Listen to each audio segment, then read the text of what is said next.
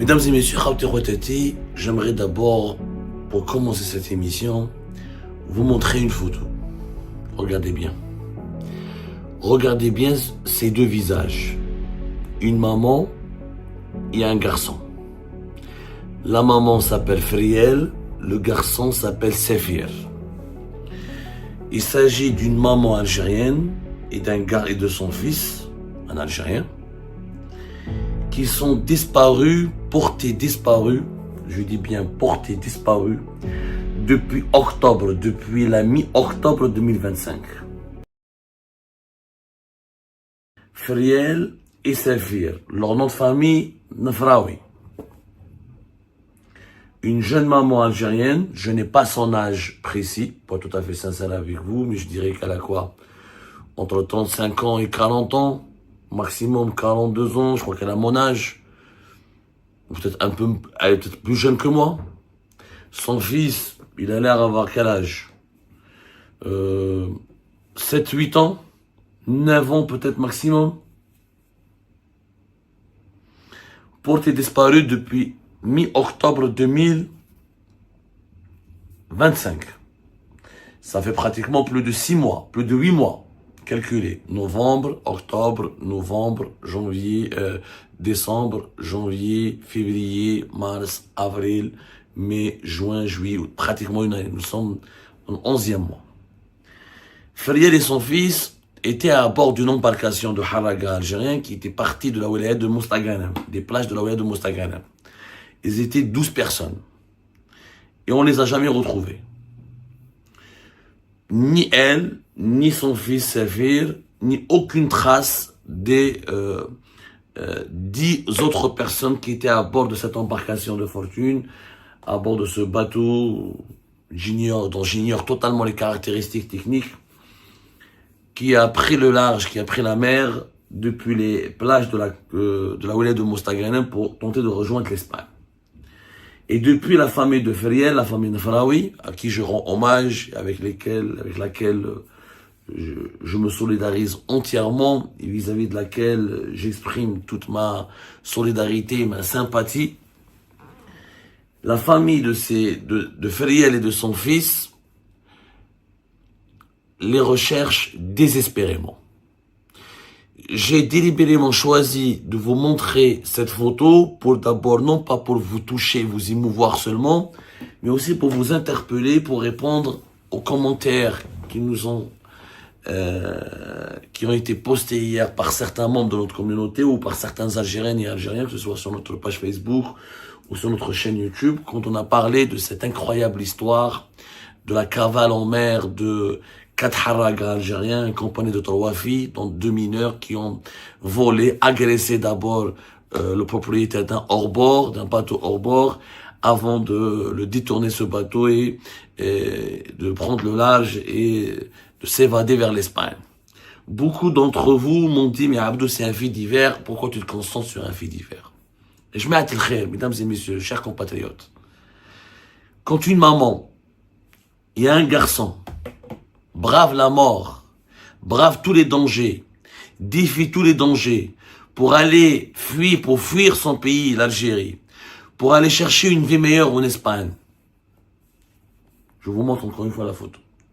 Ou quand 3 jeunes, ou 4 jeunes Algériens détournent un bateau, agressent le propriétaire de ce bateau, le ligotent, le jettent dans la mer, prennent avec eux leurs copines, c'est-à-dire dont 2 filles mineures pour fuir précipitamment leur pays, ce n'est pas des faits divers. La harga, c'est pas un fait divers. Dire que le fléau de la harga est un fait divers, c'est extrêmement grave. C'est non seulement extrêmement grave, c'est d'abord insulter les victimes, insulter les haragas eux-mêmes, porter préjudice à leur dignité, mais c'est aussi un déni de la réalité et c'est de faire preuve d'une grande irresponsabilité. C'est une grande irresponsabilité de faire semblant d'occulter la gravité de ce fléau. C'est très grave. Quand une femme, des mineurs, des jeunes filles, accompagnent leurs petits copains, leurs amoureux dans une tentatives d'évasion spectaculaires, quand des jeunes en viennent jusqu'à agresser, ligoter le propriétaire d'un bateau, planifier à l'avance leur évasion de façon spectaculaire, on dirait un film ou une série Netflix, quand ils calculent qu'il faut 6 à 7 bidons d'essence pour naviguer pendant 9, 11 heures ou 12 heures avant d'atteindre les Baléares, quand une maman prend son fils avec elle et s'enfuit. Il y a des raisons. On ne peut pas continuer à les concéder. Ça fait des années qu'en Algérie, il y a un discours qui domine. Quand on parle de la harga et des haragas, on les traite de suicidaires, on les traite de fous, on les traite de malades mentaux, on les traite d'irresponsables. Et pourtant, ce discours n'a rien apporté. Les haragas n'ont pas diminué, leur nombre n'a pas baissé. Le phénomène n'a pas reculé, le fléau n'a pas reculé. Au contraire, il prend des dimensions importantes. Depuis 2022-2021, il ne cesse d'exploser. Le nombre des départs explose. Nous sommes, notamment pendant les périodes estivales, des départs de plusieurs centaines, plusieurs dizaines, une centaine de personnes qui quittent les wilayas ou de l'ouest algérien. Maintenant, la harga touche les wilayas du centre du pays. C'était nouveau auparavant, la harga. À l'époque, avant 2019, c'était où l'extrême est, la wilaya de Annaba, pour rejoindre depuis la Tunisie, l'Italie, etc., Lampedusa notamment, ou les wilayas de l'extrême ouest, Ghazawat avec Tlemcen, Ain Timouchent, Oran et Mostaganem. Maintenant, même les wilayas du centre, Boumerdes, Bjaya, Tipaza, Chlef avec Tunis, Alger, depuis la Pérouse, etc. Ça, le fléau s'est généralisé. On ne peut pas continuer à affirmer qu'ils sont tous fous, qu'ils sont tous suicidaires, qu'ils sont tous malades mentaux. Ça signifie que la société algérienne est devenue folle. C'est une société de détraqués. C'est une société de malades mentaux. Si on veut réduire la complexité de ce phénomène à ses traits de caractère, à ses insultes ou à ses injures ou à ses calomnies, parce que plus c'est de la calomnie qu'autre chose, ce réductionnisme, ou cette façon de penser, n'arrange pas les choses. Et elle ne nous aide pas à comprendre la vérité. La vérité, c'est que Fariel ou son fils, ou les jeunes de Bjaya, originaires de Touja, ou les filles mineures qui les ont accompagnés, ou les 19 haragas, parmi eux une certaine Menel, qui ont été secourus par un yacht privé en Espagne, et qui ont fait naufrage, et qui ont failli mourir après avoir après avoir nagé, après s'être accrochés je sais pas, au reste de leur embarcation pendant 3 jours en Méditerranée. Ces gens-là ne sont pas fous. Ces gens-là sont désespérés. Il y a une différence entre la folie et le désespoir. Il y a une différence entre le suicidaire et celui qui tente toutes ses chances pour survivre, pour chercher une vie meilleure ailleurs.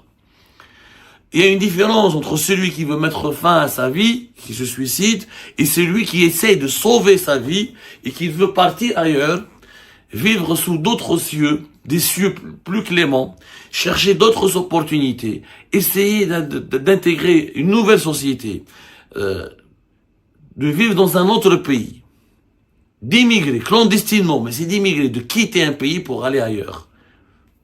En fait, ces gens-là, ils cherchent une autre vie. Ils fuient un désespoir. Ils sont désespérés. Tant qu'on ne reconnaît pas que dans notre pays, il y a un grand désespoir, c'est pas de la folie. Les Algériens ne sont pas fous. Faut arrêter de dire nous sommes des fous, on est des traqués, on est des drogués. Non. Non. C'est comme la drogue, c'est comme la toxicomanie, c'est comme l'alcoolisme. On devient alcoolique. On ne devient pas toxicomane ou alcoolique pour rien. On ne devient pas addict à dépendant d'une addiction pour rien. On ne devient pas haraga pour rien. On ne n'est pas haraga, on le devient. Ces gens-là, ces compatriotes souffrent. Ils sont très nombreux à souffrir puisque chaque année, on a plus de 15 000 départs. On a en réalité plus de 20 000 départs. On n'a jamais eu d'enquête sérieuse. On n'a jamais eu d'enquête sérieuse. On a plus de 500 morts chaque année depuis 2023. le nombre des arrivées est nettement supérieur au nombre des personnes qui échouent ou des personnes qui décèdent. Le pourcentage des morts, 500 morts sur pratiquement 20 000 de personnes, vous avez un pourcentage qui est faible. Faites vos calculs. Les chances d'arriver en Espagne sont de plus en plus élevées puisque les conditions climatiques le permettent. La Méditerranée, elle est de moins en moins tumultueuse pendant l'été jusqu'au mois de septembre, pratiquement jusqu'au début d'octobre. Il y a les bateaux ultra rapides, il y a les moteurs, les bateaux motorisés, et de plus en plus de moins. Et les réseaux de la Harga, qui sont clairement, ils font du trafic d'êtres humains, qui sont des mafieux. C'est un lobby mafieux, c'est comme la mafia de la drogue, comme le trafic d'armes. C'est un trafic d'êtres humains. Ils s'enrichissent. La Harga en Algérie, où il est 180 millions, 200 millions. C'est-à-dire entre 4 000 et 5 000 euros pratiquement. Entre 3 000 jusqu'à 5 000 euros. Quand on paye 3 000 à 5 000 euros pour aller fuir son pays, on n'est pas fou, on n'est pas suicidaire. C'est qu'on a un plan, on a planifié quelque chose. C'est qu'on cherche à fuir une réalité qui est devenue insupportable, intenable. C'est qu'on ne voit plus son avenir dans son propre pays. Ça, c'est pas de la folie. Ce n'est pas du suicide. Ça, c'est du désespoir. Quelles sont les causes de ce désespoir? Pourquoi Friel et son fils, et pourquoi les 3 jeunes de Toucha ont fait ce qu'ils ont fait, à savoir braver la mort, prendre des risques inconscients et inconsidérés pour rejoindre l'Espagne? Parce que l'Algérie est devenue pour eux une prison à ciel ouvert. Il n'y a pas que la misère économique, parce que quand on arrive à payer 4 000, 5 000 euros pour fuir l'Algérie, c'est qu'on arrive à se débrouiller. On fuit un pays, non pas à cause de la misère ou de la pauvreté, et l'Algérie n'a pas le monopole de la pauvreté et de la misère, c'est parce qu'on se sent pas heureux, et quand on se sent pas libre, et quand on se sent pas digne. Il y a 3 caractéristiques, à mon avis, qui sont des caractéristiques majeures d'un être humain. La dignité, la liberté et le bonheur. Quand un être humain ne se sent pas libre, ni heureux, ni digne dans le pays qu'il a vu naître, c'est qu'il y a un problème. Et c'est que le problème, il est sérieux.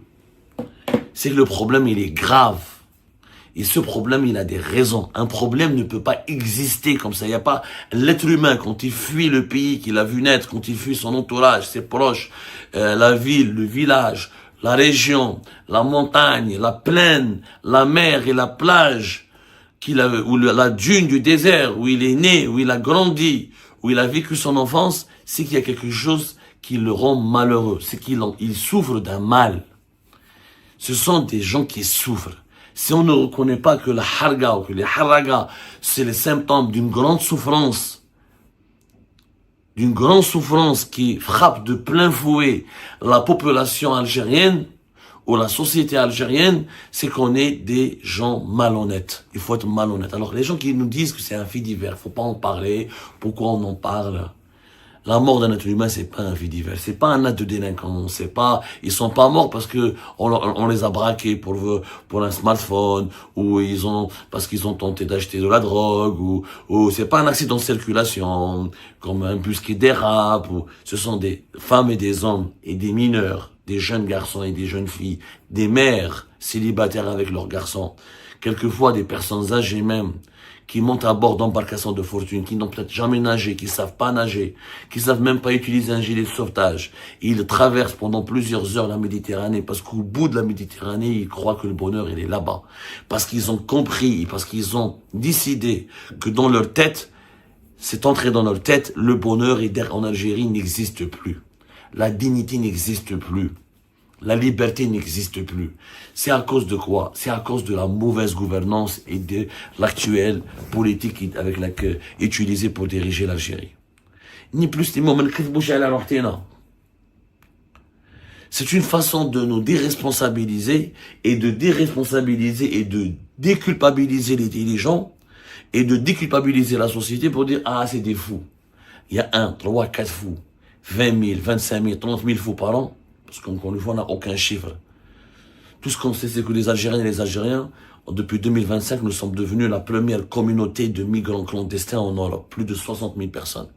Ça veut dire que chaque année, on a eu entre 15 000 et 20 000 personnes qui ont réussi à séjourner ou à immigrer clandestinement vers les pays de l'Union européenne. C'est un chiffre énorme et important. sur une population de 50 millions d'habitants, si on fait un sondage d'opinion, combien de jeunes Algériens veulent partir? Que les services de sécurité qui font des bulletins quotidiens, des bulletins de renseignement qu'on a, les BRQ, les bulletins de renseignement quotidiens, je suis sûr qu'ils ont l'information. Je suis sûr qu'ils savent, qu'ils ont perçu, qu'ils sont conscients et qu'ils sont au courant de tout le malheur que subit la jeunesse algérienne et de ce désir ardent qui est devenu un projet national. On peut plus parler de suicide, on peut plus parler de folie quand partir, fuir l'Algérie à tout prix, en détournant des bateaux, en ligotant leurs propriétaires, en prenant, quand on est mineur ou majeur, quand on est même un garden parking à Bdjaya, à côté de Tirdemt, à côté de la résidence Alpha, là, un garden parking, comme ça. Comment un être humain a décidé en une fraction de seconde, il voit des gens cagoulés qui embarquent des bidons d'essence, qui sont en train de voler un bateau, il les interpelle, lui disent écoute, nous on va en Espagne, on a volé ce bateau, on a volé ce hors-bord pour aller aux îles Baléares, tu viens avec nous? Il jette sa caisse et il fonce. Il n'a même pas réfléchi. C'est qu'il était prédisposé à vouloir fuir le pays. C'est qu'il était rongé, son âme. C'est qu'il n'était pas heureux, ni dans ce qu'il faisait au quotidien. C'est qu'il ne dormait pas bien la nuit. C'est qu'il voulait, il pensait qu'il retrouverait son humanité en fuyant son pays. Il y a un désespoir national. Les raisons de ce désespoir sont liées à la dictature, à la persécution. C'est pour moi la première raison. Parce que l'Algérie n'a jamais été la Suisse. On n'était pas plus riche, on était plus prospère à l'époque de Bouteflika que maintenant. Mais on n'était pas la Suisse ou la Suède. On n'était pas Singapour ou Dubaï. Il y avait toujours de la pauvreté, des inégalités, de la misère sociale. Mais il n'y avait pas autant de halaga. Et surtout, il n'y avait pas autant de prise de risque. Il n'y avait pas autant d'acharnement et de détermination de la part des gens, notamment des jeunes Algériennes et Algériens, à vouloir quitter leur pays et fuir leur pays à tout prix. Là, c'est devenu une obsession. C'est devenu un sport national.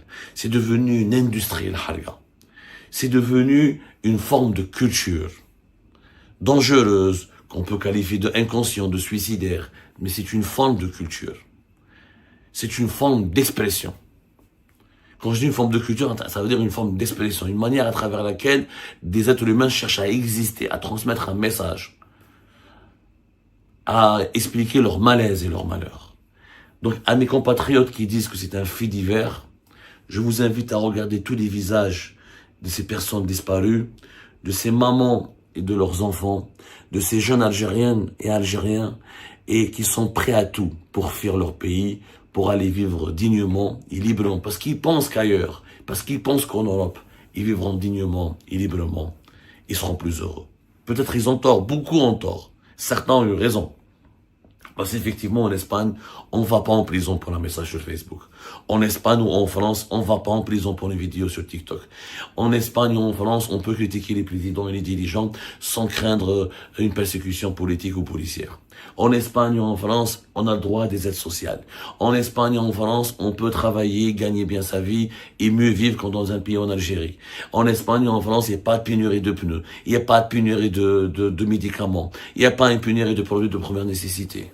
En Espagne, en France, vous n'avez pas des dirigeants et des ministres qui leur promettent, qui font croire à leur peuple qu'ils sont des puissances mondiales, alors qu'ils sont même pas, qu'ils sont incapables de fournir des bus modernes et des bus dignes de son à leur population. En Espagne, en France, on peut monter dans un bus sans finir mort dans un ravin parce que ce bus a des plaquettes de frein complètement usées ou des pneus complètement lisses. Ça, c'est une vérité, c'est une réalité avec laquelle on est obligé de composer. Si on ne comprend pas cette vérité ou cette réalité, on va jamais aider notre pays à se protéger contre ce fléau de la halga. Alors de grâce, arrêtez de dire que c'est un fait divers. Ce ne sont pas des faits divers. Derrière ces naufrages, derrière ces départs, derrière les arrivées ou les débarquements de nos compatriotes sur les côtes espagnoles, il y a des âmes, il y a des personnes qui souffrent. Il y a des personnes qui sont malheureuses, et des personnes qui ne se sentent plus heureuses ou qui ne se sentent plus libres ni dignes dans leur pays. Et c'est ça le véritable sujet, et ça ce n'est pas un fait divers. Ça c'est un gros problème de société, c'est un gros problème de gouvernance du pays. C'est un immense défi qui peut déstabiliser le pays et qui peut compromettre son avenir.